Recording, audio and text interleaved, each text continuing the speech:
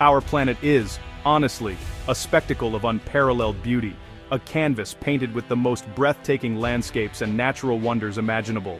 From the soaring peaks of the Himalayas to the deepest trenches of the ocean, Earth presents a gallery of life and form that continues to astound us. We have ventured across vast continents, explored lush rainforests teeming with life, and marveled at the serene beauty of coral reefs. These are the places that invite us in, that nurture life in its myriad forms, and remind us of the delicate, interconnected web of existence that we are all a part of. It is a world of constant discovery, a place of extraordinary grace and power. Yet, there are corners of our world where this power takes on a different form. Places so extreme, so relentlessly hostile, that human life simply cannot survive. Here, nature does not nurture, it repels. The very air can be toxic, the ground can burn beneath your feet, and the water can turn living things to stone. These are the Earth's forbidden frontiers, stark and potent reminders that for all our ingenuity and ambition, we are not the masters of this planet. They teach us a lesson in humility, demonstrating the raw, untamable forces that have shaped our world for millennia, long before we ever took our first steps. These locations are not merely challenges to be overcome, they are definitive statements of nature's authority. They are the deserts where rain has not fallen for centuries, the islands where lethal predators reign supreme, and the zones where the invisible poison of our own making lingers for generations. To venture into them is to court disaster, to ignore the clear warnings that nature has posted.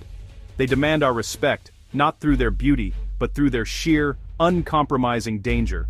Here are the 15 most dangerous places on Earth. Off the coast of Brazil, some 90 miles from the bustling São Paulo shoreline, lies a small, unassuming island known as Ilha da Queimada Grande. From a distance, it appears as a verdant paradise, a jewel of green set against the blue Atlantic. But this idyllic appearance is a deadly deception. This is no sanctuary. This is the domain of one of the world's most venomous serpents, the golden lancehead viper. The island is so densely populated with these creatures that, honestly, some estimates suggest there is one snake for every square meter. It is, quite literally, an island slithering with death. The golden lancehead is unique to this island, a product of isolated evolution. Trapped here thousands of years ago when sea levels rose, the snakes adapted to a new kind of prey migratory birds. To ensure their meal didn't fly away after being bitten, their venom evolved to become astonishingly potent, up to 5 times stronger than that of their mainland relatives. A single bite can melt human flesh, cause kidney failure, internal bleeding, and lead to a swift and agonizing death. The sheer concentration of these vipers makes any step on the island a life-threatening gamble. For this reason, the Brazilian government has made it illegal for anyone to visit. Only a select few, heavily vetted Navy personnel and researchers in full protective gear, are ever granted permission to set foot on its shores. They go to study this unique and terrifying ecosystem, and to maintain the island's lighthouse. For everyone else, Snake Island remains a forbidden frontier, a stark and powerful testament to nature's ability to create fortresses of life where humans are the unwelcome intruders. It is, without a doubt, a place ruled entirely by the viper. In the heart of Sumatra, Indonesia, stands Mount Sinabung. For centuries it lay dormant, a sleeping giant that locals had come to see as a permanent, peaceful feature of their landscape. Villages and farms thrived on its fertile slopes, the rich volcanic soil, providing sustenance for generations. But in 2010, the giant awoke. After 400 years of silence, Sinabung erupted with terrifying force, spewing ash, gas, and molten rock high into the atmosphere, and a new era of unpredictable violence began. Since its reawakening, Sinabung has been in a near-constant state of activity. It is not a volcano that erupts once and then falls silent. It is a persistent, unpredictable threat. Eruptions can occur with little to no warning, sending pyroclastic flows, superheated avalanches of gas and volcanic debris racing down its slopes at hundreds of miles per hour. These flows are utterly devastating, incinerating everything in their path. Entire villages that once nestled at its base have been buried, rendered uninhabitable ghost towns under a thick blanket of gray ash. the Indonesian government has been forced to establish a permanent exclusion zone around the volcano, a radius of several kilometers where human life is simply too precarious. Tens of thousands of people have been displaced, their homes and livelihoods lost forever to the mountain's relentless fury. The air often hangs heavy with sulfur, and the landscape is a monochrome canvas of destruction. Mount Sinabung serves as a dramatic and ongoing reminder that the ground beneath our feet is not as stable as we might believe, and that the forces of creation are also forces of immense and sudden destruction. There is a stretch of the North Atlantic Ocean, loosely bounded by Bermuda, Florida, and Puerto Rico, that has captured the human imagination like few other places on Earth. It is not marked on any official map, yet it is known the world over as the Bermuda Triangle. For decades, it has been synonymous with inexplicable mystery. It is a place where, legend tells us, ships and aircraft have vanished without a trace, their crews and passengers swallowed by the sea, leaving behind nothing but silence and unanswered questions. The legend began to take shape in the mid-20th century, fueled by reports of strange disappearances. Perhaps the most famous is the case of Flight 19 in 1945, when 5 U.S. Navy bombers vanished during a training exercise. The rescue plane sent to find them also disappeared. Since then, hundreds of vessels and aircraft have reportedly been lost in the region, their fates becoming fodder for countless books, documentaries, and speculative theories. Tales of magnetic anomalies, rogue waves, portals to other dimensions, and extraterrestrial activity have all been proposed to explain the enigma. Science, however, offers more prosaic, though no less formidable explanations. The region is known for its volatile and rapidly changing weather. Hurricanes and powerful storms can form with terrifying speed. The Gulf Stream, a deep and swift ocean current, can quickly disperse any wreckage. Furthermore, the area has some of the deepest oceanic trenches in the world, making the recovery of any sunken craft incredibly difficult. Methane gas eruptions from the seabed have also been suggested as a possible cause for sudden loss of buoyancy. While the mystery may be less paranormal than legend suggests, the very real dangers of this patch of ocean are undeniable. In the arid expanse of northern Tanzania lies a body of water that looks as if it belongs on another planet. This is Lake Natron, a shallow salt lake whose waters are a startling, often blood-red color. This otherworldly hue is not a sign of life-giving properties, but of extreme danger. The lake is fed by hot springs that are rich in minerals, particularly sodium carbonate, a compound that was once used in the ancient Egyptian mummification process. As a result, the water is incredibly alkaline, with a pH level as high as 10.5, almost as corrosive as ammonia. For most animals, contact with this water is fatal. The caustic brew can burn the skin and eyes of any unadapted creature that touches it. The most haunting feature of Lake Natron is the collection of petrified animals that line its shores. Birds and bats that have mistakenly crashed into the lake's surface are preserved by the high concentration of sodium carbonate. They wash ashore as eerie, stone-like statues, calcified in their final moments, a grim gallery of nature's unforgiving power. It is a place where life is literally turned to stone. And yet, even in this intensely hostile environment, life finds a way. The lake's lurid red color comes from salt-loving microorganisms that thrive in the saline conditions. And, incredibly, this deadly lake is the world's most important breeding ground for the lesser flamingo. These remarkable birds have adapted with tough, scaly skin on their legs to protect them from the alkaline water.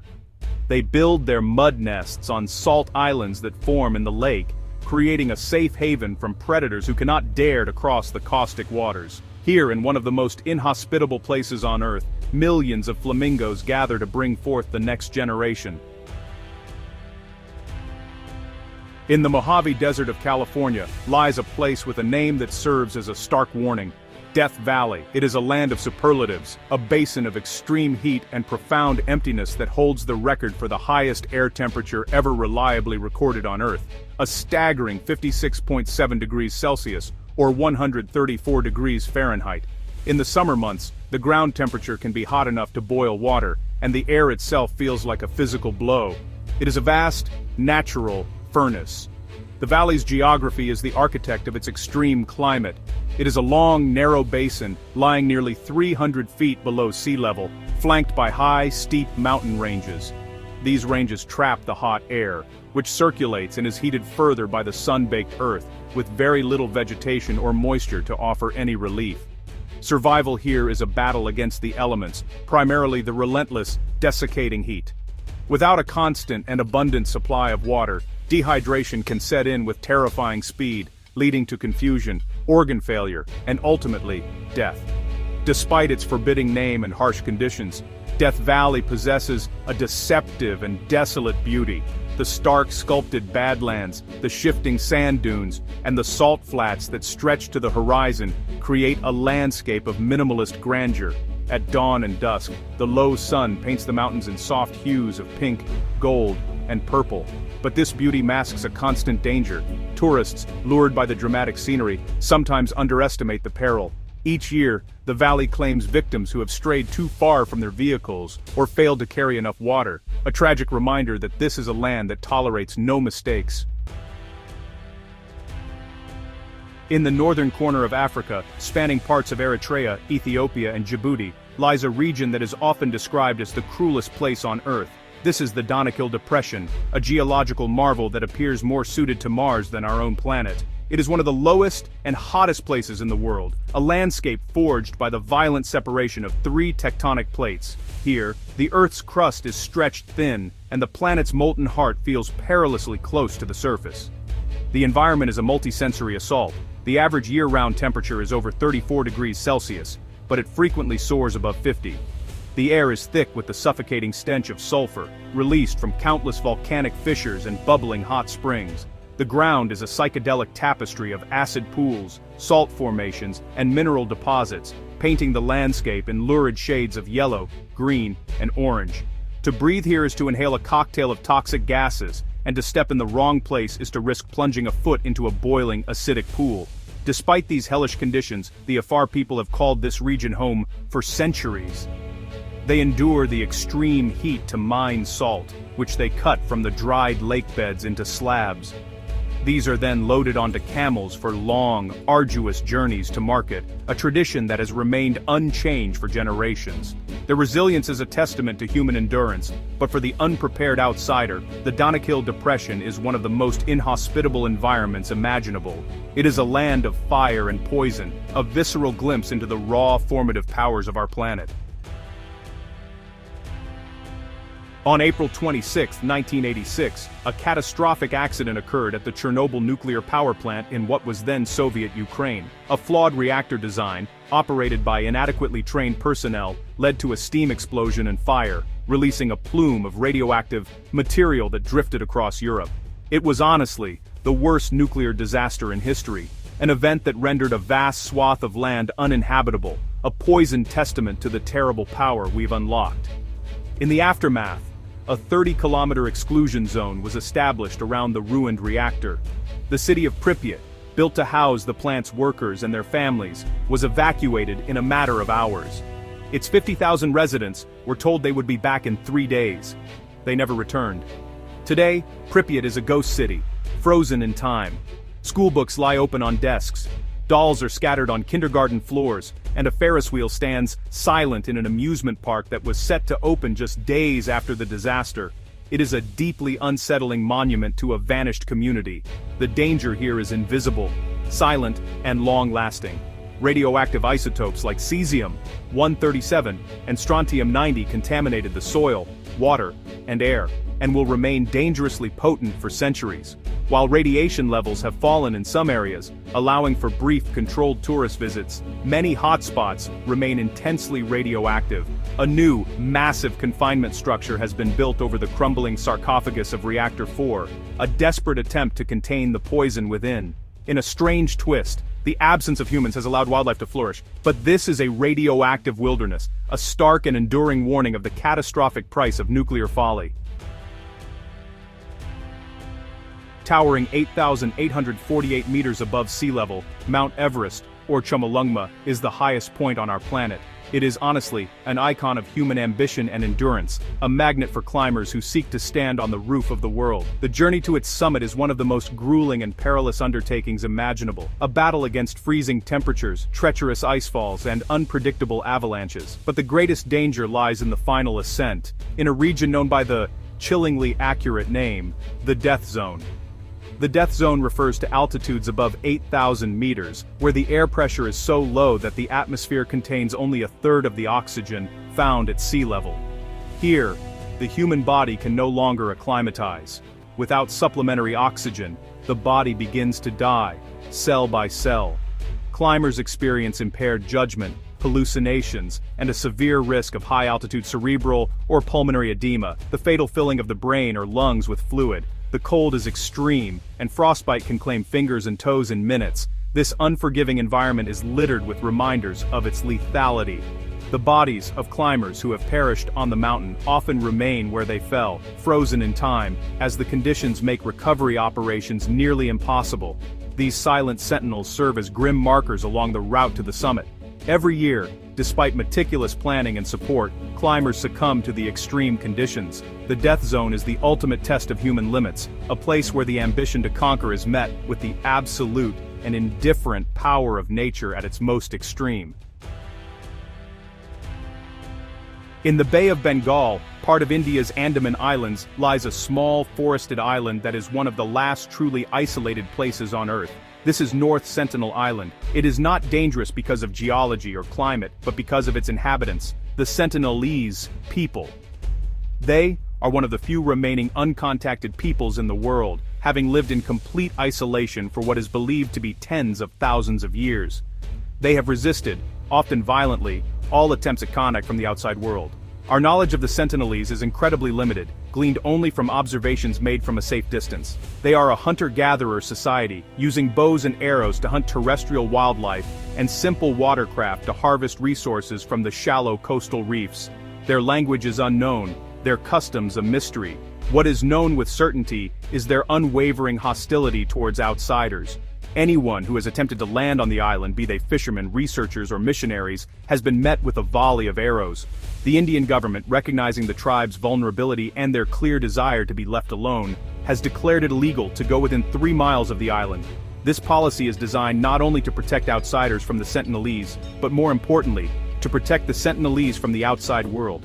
They have no immunity to common diseases like the flu or measles, and contact could easily trigger an epidemic that would wipe out their entire population.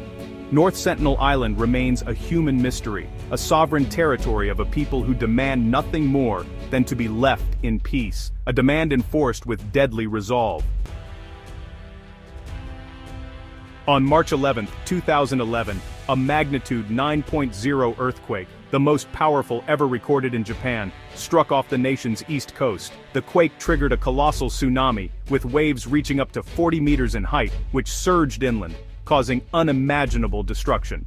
At the Fukushima Daiichi nuclear power plant, the wave overwhelmed the plant's seawalls, flooding the facility and disabling the emergency generators that were needed to cool the nuclear reactors. What followed was a triple meltdown, the most severe nuclear accident since Chernobyl. Like its infamous predecessor, the Fukushima disaster released significant amounts of radioactive material into the environment. A large exclusion zone was established, forcing the evacuation of over 150,000 residents from surrounding towns and cities like Futaba and Okuma. These once thriving communities became silent ghost towns overnight, their homes, businesses, and schools abandoned to the invisible threat of radiation. The landscape is now an eerie mix of overgrown nature and the decaying artifacts of modern life. The cleanup and decommissioning of the Fukushima plant is a monumental task, projected to take decades and cost hundreds of billions of dollars. One of the greatest challenges is managing the vast quantities of contaminated water used to cool the molten reactor cores. While some areas of the zone have been decontaminated and reopened, many parts remain too radioactive for human habitation. The Fukushima disaster is a sobering reminder of the vulnerability of even the most technologically advanced societies to the combined forces of nature and the inherent risks of nuclear power. In the heart of the Karakum Desert in Turkmenistan, there is a spectacle that, honestly, just defies belief. It is a vast, fiery crater, over 200 feet wide and 60 feet deep, that has been burning continuously for half a century. The local people call it the Door to Hell, or the Gates of Hell. Its official name is the Darvaza gas crater, and its origin is a story of geological miscalculation. In 1971, Soviet geologists, believing they had found a substantial oil field, began drilling at this site. Instead of oil, their rig punctured a massive underground cavern filled with natural gas. The ground beneath the drilling rig collapsed, swallowing the equipment and creating a large crater that began venting enormous quantities of methane gas. Fearing the release of poisonous gases into the atmosphere and its potential to spread to nearby towns, the geologists made a fateful decision. They decided to light it on fire. They expected the gas to burn off within a few weeks. That was over 50 years ago. The crater has been burning ever since, a seemingly eternal bonfire in the middle of the desert. At night, its glow can be seen from miles away, a mesmerizing and infernal sight. The air around its rim is scorching hot, and the ground is unstable. The crater has become an unlikely tourist attraction, drawing adventurous travelers to witness its fiery spectacle. It stands as a dramatic, man-made wonder, but also a hazardous one, a powerful symbol of an industrial accident transformed into a permanent, hellish landmark on the Earth's surface. Far into the vast, remote wilderness of Siberia lies a village that holds the title of the coldest permanently inhabited place on Earth. This is Oymyakon, in Russia's Sakha Republic. Here, the concept of cold is really redefined. In the winter, the average temperature hovers around -50 degrees Celsius. In 1924, it plunged to a record-breaking -71.2 degrees Celsius, or -96.2 Fahrenheit. This is a cold so profound that it can freeze eyeglasses to one's face and render batteries useless in moments. Life in Oymyakon is a constant struggle against the elements. Cars must be left running continuously or kept in heated garages, as their engines would otherwise freeze solid. The ground is in a state of permanent permafrost, making indoor plumbing and the digging of graves an immense challenge. Locals subsist on a diet rich in meat and fish, as crops cannot grow in the frozen soil.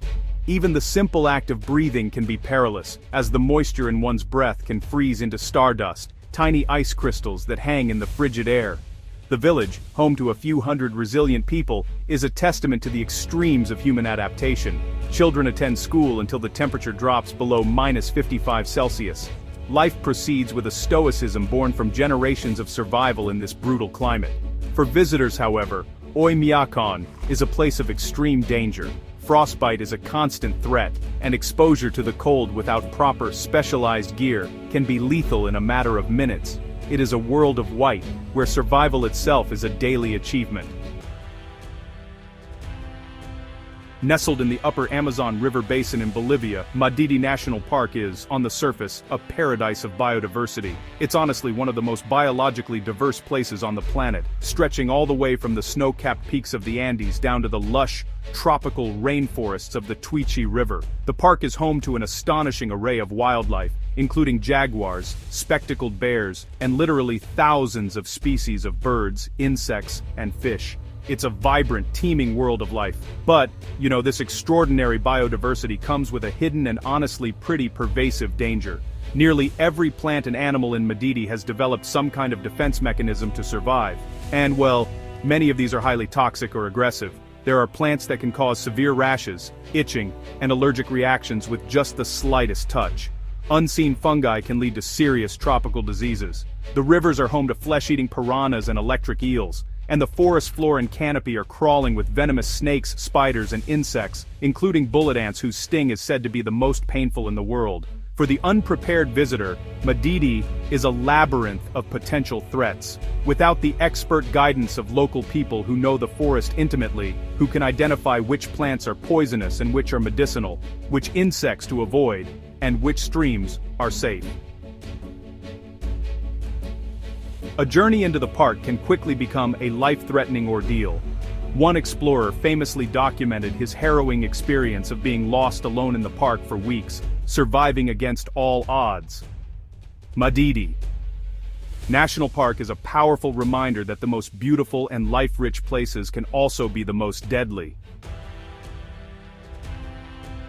Along the northern Atlantic coast of Namibia stretches a desolate and hauntingly beautiful shoreline, known as the Skeleton Coast. Its name was earned over centuries of maritime disasters. Here, the cold Benguela current from the Atlantic meets the scorching hot air of the Namib Desert, creating this dense, persistent fog that can extend for miles inland.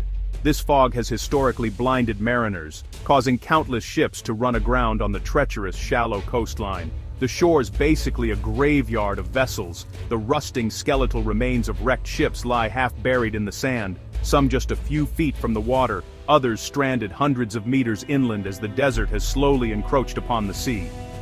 These ghostly hulks aren't the only skeletons found here. The coast is also littered with the bones of whales, seals, and other animals that have washed ashore.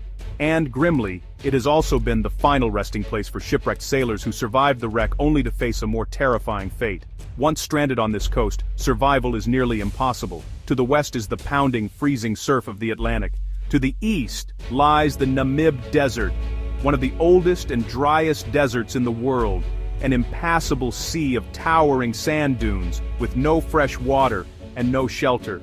To be shipwrecked here was to be trapped between the devil and the deep blue sea. The Skeleton Coast is a stark, elemental landscape, a place where the ocean and the desert meet in a conspiracy of danger, and where the echoes of past tragedies still whisper on the wind.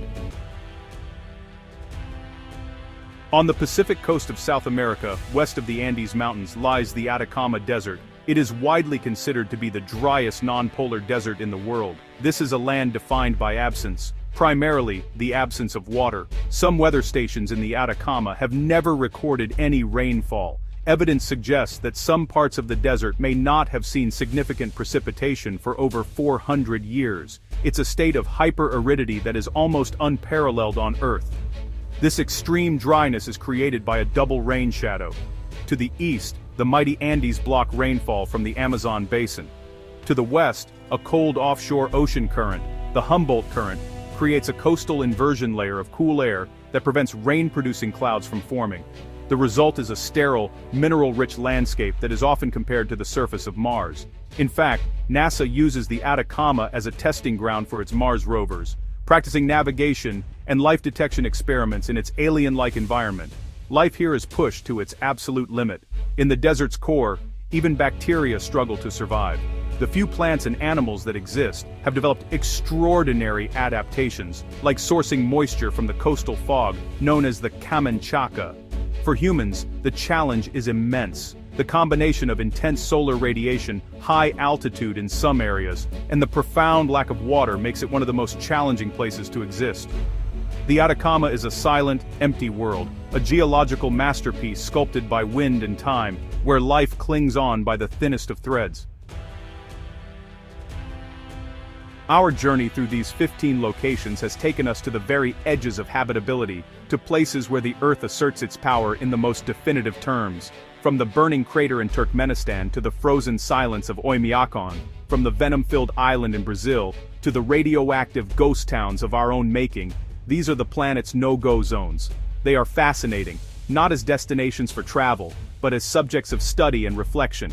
They represent the raw, untamed forces that govern our world. Forces that are indifferent to human presence or ambition. These forbidden frontiers serve as profound and necessary reminders of nature's immense power and its inherent unpredictability. They command our respect, not our conquest. In an age where we often believe that every corner of the globe is accessible, that every challenge can be overcome with technology and will, these places teach us a vital lesson in humility. They show us that there are boundaries we should not cross, limits to our dominion. They are the untamable heart of our planet, beating with a rhythm of fire, ice, and poison. As we continue to explore and understand our world, let us carry with us a deep and abiding respect for its dangerous frontiers.